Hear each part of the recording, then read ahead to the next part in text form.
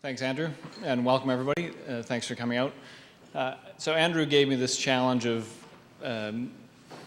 defining the size of the prize and also what's the value proposition or what's the value statement. And I think that Guy's opening comments were really important. There's going to be a bunch of really smart people come after me to tell you how to do this, and I'm just going to try to set the stage in terms of what we're seeing in the market, how we see this playing out. And you know, I've been doing this for 20 years, focusing on green buildings, and we just recently created a new firm called Purpose Building, and our focus is to help clients that want to go places to develop low-carbon, healthy buildings that are ready for a circular economy. So I'm going to talk a little bit about what we're seeing in the market.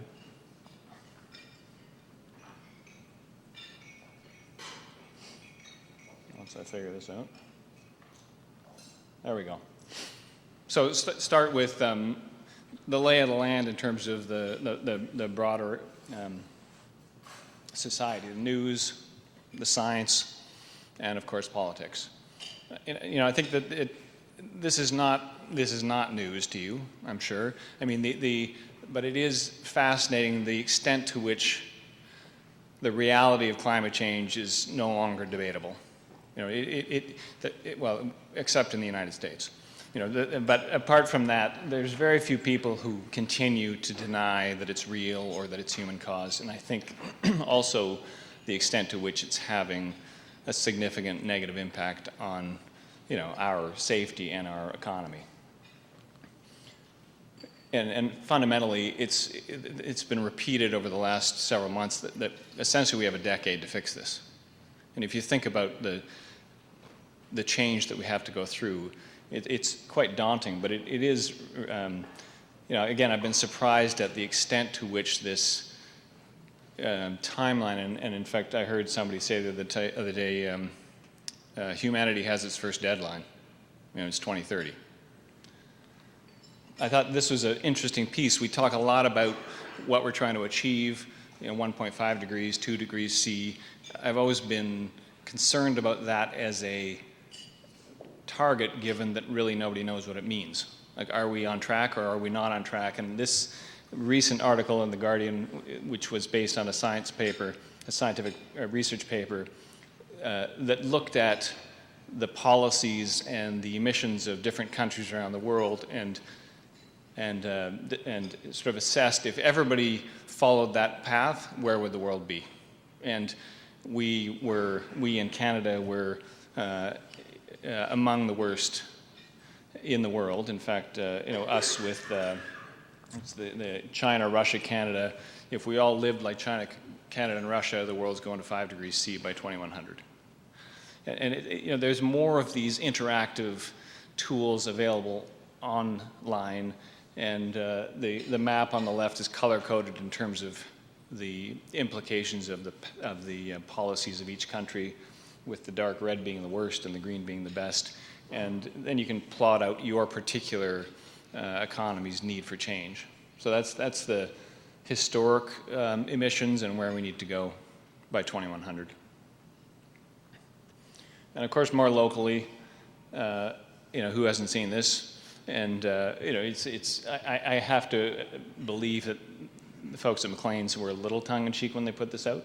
But and you know, there's been memes all over the internet about what the tagline really should say. But you know, I thought Jen Keesmaat, I read hers, and I thought it was the most appropriate. Was, you know, it's not the resistance, it's the status quo.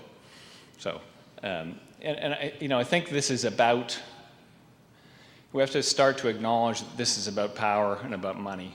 And you know, I mentioned the U.S., and I think it's more the case there. This is a chart from Thomas Piketty's book, Capital in the 21st Century, which I know seems to have nothing to do with the topic at hand.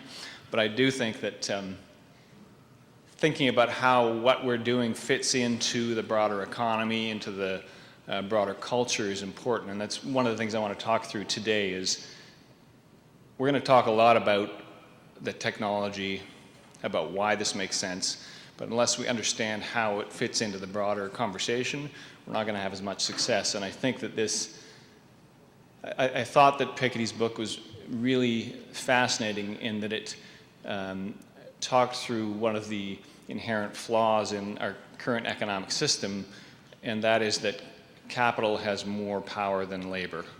And this curve is the proportion of wealth owned by the top 10% in the US, and most countries are similar. And we have this impression that the US and other countries are meritocracies where if you work hard, you can get ahead. And that comes from that flat level in the middle. Post-war, it was a historically low level of inequality, and that was a result of the war. It wasn't a result of any policy, and I think that inequity and sustainability and climate change are all linked in a way that we need to be more conscious of. The other interesting book that I've been reading is Yuval Harari's, *Sapiens* and 21 Lessons, but I recommend him. He's just very poignant, and I thought these were all really relevant to how to think about the world. And *Sapiens* particularly, the key theme in this was that the reason that we've had that humans have been able to achieve so much is because we're able to create fictions and then believe in them. And a country is a fiction, money is a fiction, and and religions, in a sense, are fictions, and they are some of the most powerful things that motivate us to work together towards a common end. So you flip that around, and we've always lived in a post-truth world, in a sense. So that was an interesting thing to think about. The other, I think, valuable thing is if you feel overwhelmed and confused, you're probably on the right track. If you feel certain about where things are going, then you're probably missing something. And the last, which most people don't like too many facts, and they certainly don't like to feel stupid. So I think that's an important for us engineers to think about when we're dealing with clients. We think that more facts will solve the problem. Sometimes you want to dial it back a little bit. So that's just my sense of the broader world. I think there is less and less debate about whether we need to change, and I think it's how do we create change is now the conversation. And is related to Harari's quote, it's difficult to get a man to understand something when his salary depends on his not understanding it. That's kind of a famous old one, but I think there was an article in the New York Times just a couple days ago, back to my earlier comments about the US, and it was, as critical a piece as I've seen, and fundamentally there are almost no good faith climate change deniers, and denying science for profit, political advantage, or ego, that should say satisfaction is depraved. I mean, we're at a point now where it is not debatable that climate change is real, and not debatable that it's going to have serious consequences for a lot of people. To pretend that's not true and to further your own wealth by denying that, it's enough said. So there's more conversation about how we achieve change. I think this is a really great, interesting book that came out, and it's more focused on planning than on engineering. Douglas Farr was one of the founders or led the process of creating LEED for New Development with USGBC several years ago. He's now involved in eco-districts, and he published this book called Sustainable Nation. And I think this is back to my point. He says facts are critical, but they're not enough. And what do we need to accelerate change? He puts a process out called the theory of change, and goes through these elements. I don't find it completely satisfying in terms of how He then plays out real examples. Some of these we recognize right away. I mean, this is a community of practice. And I think Andrew's opening comments and our working together to elevate the understanding of how we achieve what we need to achieve, the camaraderie that comes from that, that's an important part of achieving change. We need pilgrimage sites. We have those. The top green buildings, we use those as ways to show people what's possible. I think there are parts of how people perceive change, how we use the markets to our advantage that we need to get better at. This is a chart. He has a number of these charts that show past change events and how they played out, how long it took them to play out, what were the significant points along the way. This is smoking, a number of smokers in America, and it's back to how important are facts. It was 20 or 30 years before or after the link between cancer and smoking was clearly understood that things started to decline. And I think thinking about it in a number of generations as well, it's the G203, 204. I think he takes it from, I don't know, the start of the Common Era or something, the number of generations. So similarly, we're looking to eliminate fossil fuel use by 2050. And the pace of change that we're talking about is pretty unheard of. So that's why, I think this is an interesting part of the conversation, is how do we get from here to there? And looking at past experience with these kinds of dramatic changes. And this, smoking is interesting as an example, and there's connections in terms of how the disinformation was used to slow change in the same way that the fossil fuel industry sowed disinformation to slow change. The way that it's not similar is that smoking actually does no good. It's kind of shocking that it's so hard to change something that all it does is make you sick. All it does is cost you money and make you sick, and yet we still do it. So I think it gives me concern that is so difficult. The last thing I just want to touch on, and it's pushing maybe a little beyond where I should go, but I think that the water that we swim in, the economy that we take for granted, there's some interesting critiques of that. Winners Take All is a bit of an outlier, but I thought it was fascinating. It's somebody who participated in a process where philanthropists got together and thought about how they can be more effective, and his perception was asking rich people to fix the world does not go deep enough. They're not interested in changing the process that allowed them to get to where they are. They are interested in helping people, but they're not interested in questioning the fundamentals of the system. And donut economics has a pretty wacky name, but it is probably the more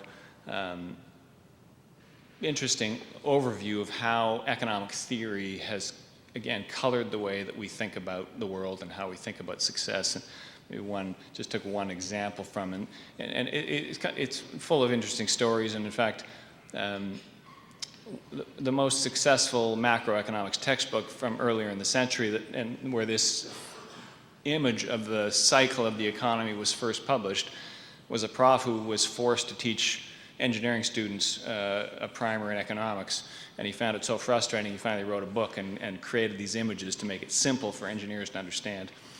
So I thought that was interesting. And then just to come full circle in a sense, some engineer then created this actual water flowing through vessels that was a resemblance or a model. In fact, he called it, what did he call it? The Monetary National Income Analog Computer. He called it a computer. It was the first computer simulation of a national economy.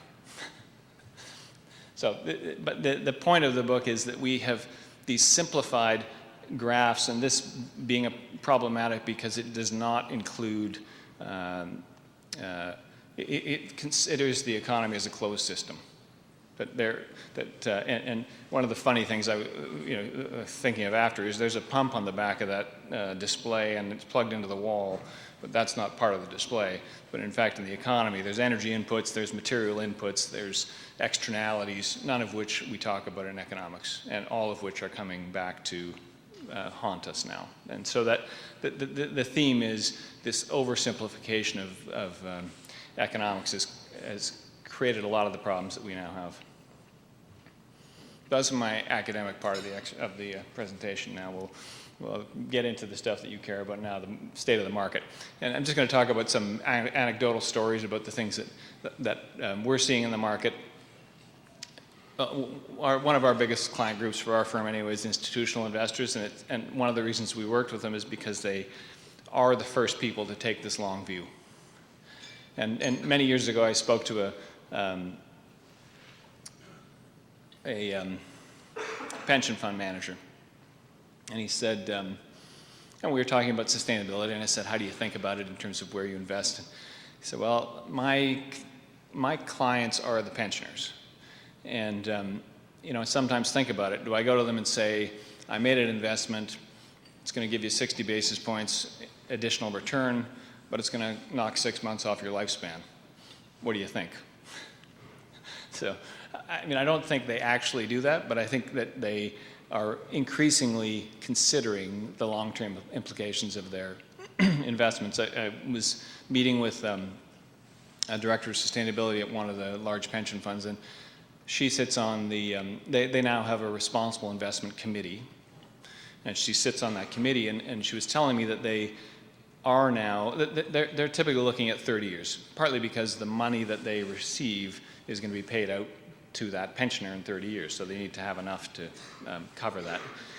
And they're now running scenarios of the world that are both an optimistic outcome and a very pessimistic outcome.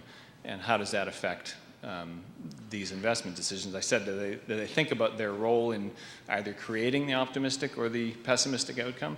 And I don't think they're there yet, but they are absolutely considering if we have runaway climate change, what does that mean for this particular investment? So I think you're going to see that those ideas trickle down from the institutionalists to other large asset holders. The other thing that I'm seeing more and more from multiple clients is, and we're at this point in the market now where everybody knows that something has to change. Everybody sees that there's a change coming, and many of them actually want to do the right thing. But back to our economic theory, they need a story to be able to tell themselves and to the people that they report to that this isn't a stupid idea. So I got a bunch of clients coming to me saying, so I want to do something, but I need to justify it. So tell me, what do I do, and what's the financial and other returns that I can use to justify those decisions? I think that's a really interesting shift. And at a broader scale, we're seeing more large-scale developments that are considering district energy, which 5 years ago was pretty much unheard of. I think that it's fascinating because it's still the Wild West when it comes to district energy. There's a growing number of players who are offering that. We did go through a procurement process recently for a 12 million square foot retail office development, and there were utilities who'd spun off groups who were prepared to do district energy. They had a very institutional demeanor. That this is, we know how to sell energy. Here's the process that you'll follow. There were some very entrepreneurial startups who took a much looser feel and were even in their financial modeling were much more aggressive. And then there was even one that was a European designer partnered up with a Canadian VC firm. So very broad range. And I think that we're just starting to see the district energy conversation shift from how do I make the most money and match the rates that customers are going to pay to how do I deliver a low carbon system and what's the market willing to pay. So I think we're going to see some, again, shifts in how we deliver, particularly thermal energy, but increasingly microgrid electricity as well. And on the standard side, the CAGPC has come up with a zero carbon building standard 6 months ago, I think. I think it's really interesting. I'm the chair of the new steering committee for the zero carbon standard. We just had our first meeting, but I think the intent is to be critiquing this, kicking the tires to try to figure out, is it achieving the outcome that we wanted? And you know, these standards are always about where do you set the bar. If you set it too high, nobody will play. If you set it too low, what's the point? And I think that this is such a new field. The idea of you know, what changes are we seeing? And I think that on the new build side, it's really this concept of TEDI, thermal energy demand intensity. How good is the envelope? Nobody really cared previously.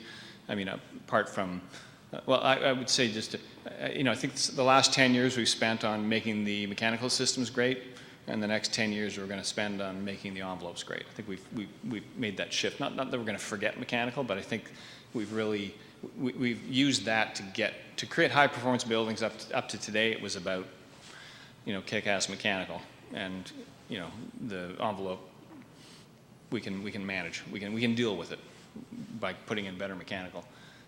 What the zero carbon standard does is say, actually, there is no minimum energy performance in the zero carbon building standard. You can use as much energy as you want. Interestingly, we had a debate about whether that was reasonable, but it does say your envelope needs to be very good, and here's how we measure it. So that's, we're working on a 1 million square foot office building, triple glazed, because it was going for this. So we're going to see, I think, a big improvement in the availability of high performance glazing, and also a shift in residential to less glass. On the existing building side, I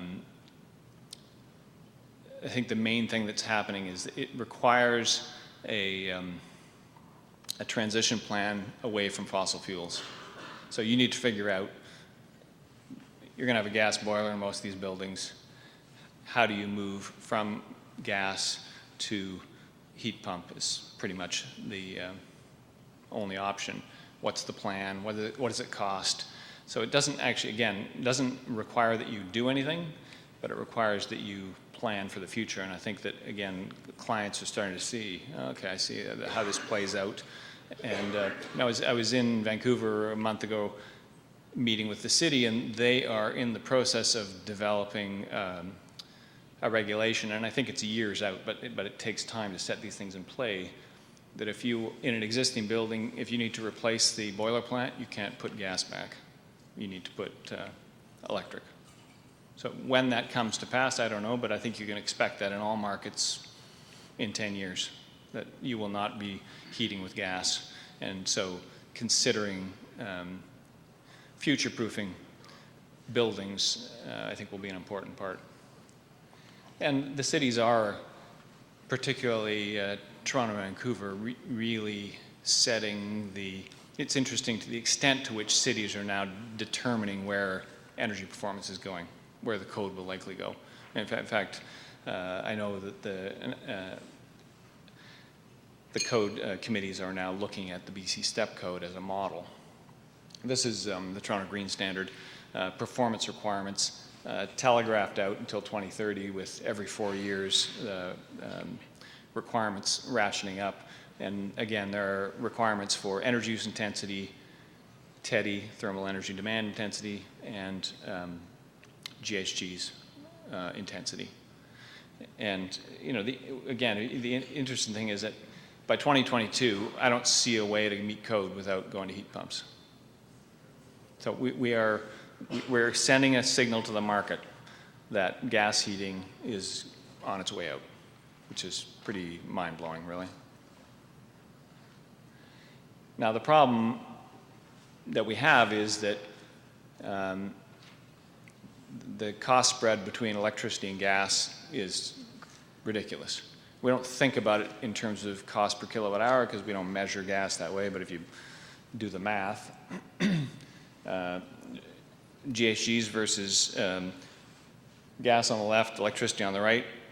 In Ontario, depends on your province, but in Ontario, electricity is about 40 grams per kilowatt hour, gas is about 200, but the cost is the reverse. Electricity costs 5 times as much as gas. So if you put a heat pump in, even though it's 300% efficient versus a 90% efficient gas, it still costs more to heat with electricity.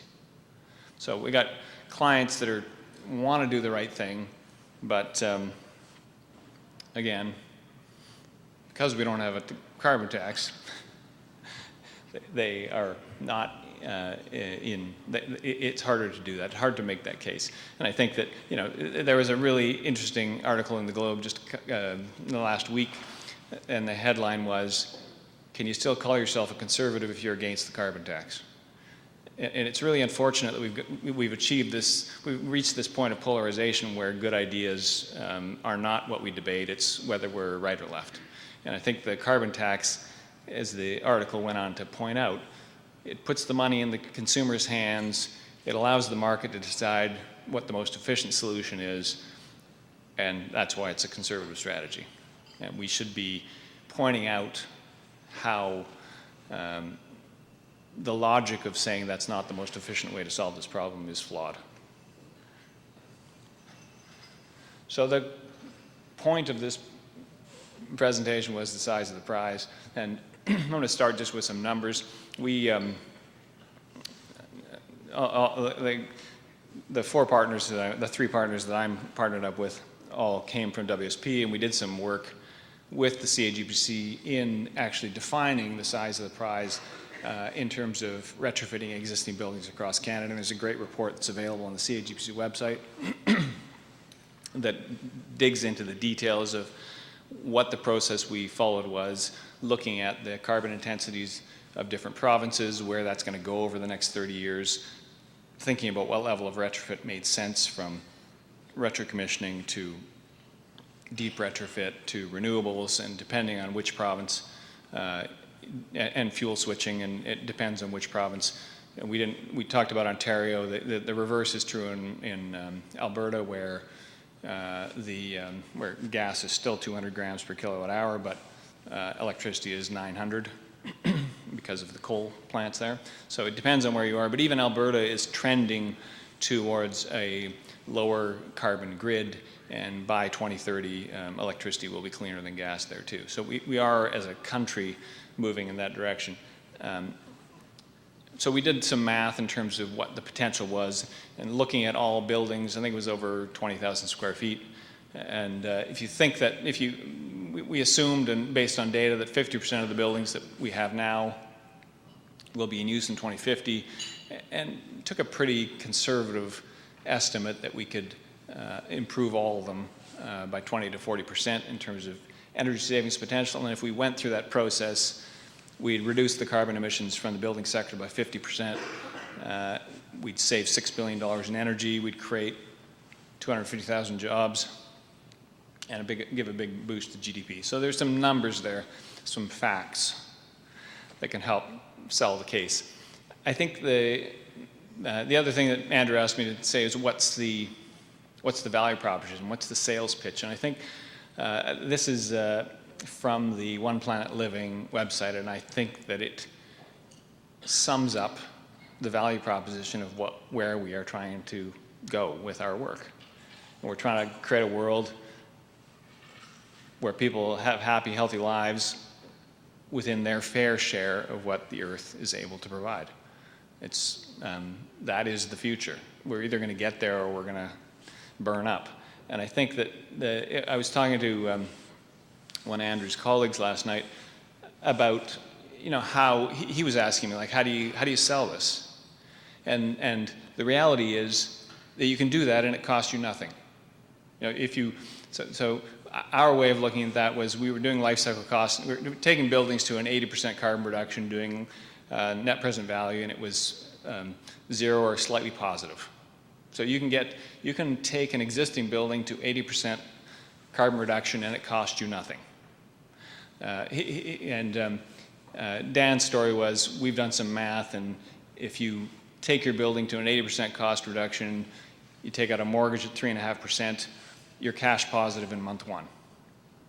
Now, most developers want a 20% return on their money, so it's not that compelling a story, but it's not terrible to say you can fix the world and it doesn't cost you anything. We're getting to a place where there is a value to being an ethical company.